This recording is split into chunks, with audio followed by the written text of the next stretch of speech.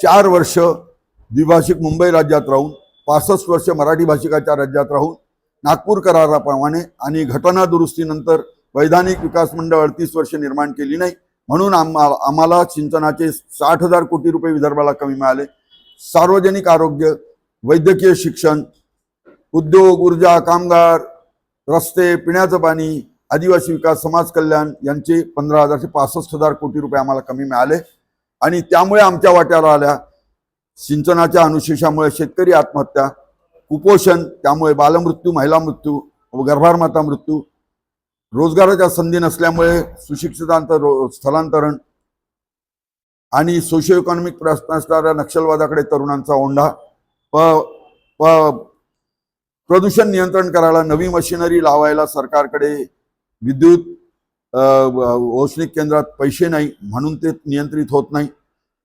संधी नाही रोजगाराच्या, लोक थांबत नाही म्हणून लोकसंख्या वाढत नाही म्हणून 4 आमदार 1 खासदार कमी होत नाही। आणि आज राज्याची आर्थिक अवस्था 5,60,000 कोटीचं उत्पन्न, वर्षाच्या खर्चाला लागतात 6,006 कोटी, बजेट तुटीत आहे 45,000 कोटी, कर्ज आहे 7,82,000 कोटी, व्याजाचा भार आहे 56,727 कोटी, सरकारने पुन्हा बजेट मंजूर झाल्यावर कर्ज घेतलं 13,000 कोटी, परत 1,32,000 कोटीचं कर्ज घ्यायला परवानगी मागितली, कर्ज व्याज होणार आहे 9,83,727 कोटी, उत्पन्न 5,60,000 कोटी। ब्रह्मदेवाला तरी हे राज्य सक्षम होऊ शकत नाही। विदर्भाचं राज्य हेच या सगळ्या प्रश्नाचं उत्तर आहे, म्हणून आम्ही महाराष्ट्र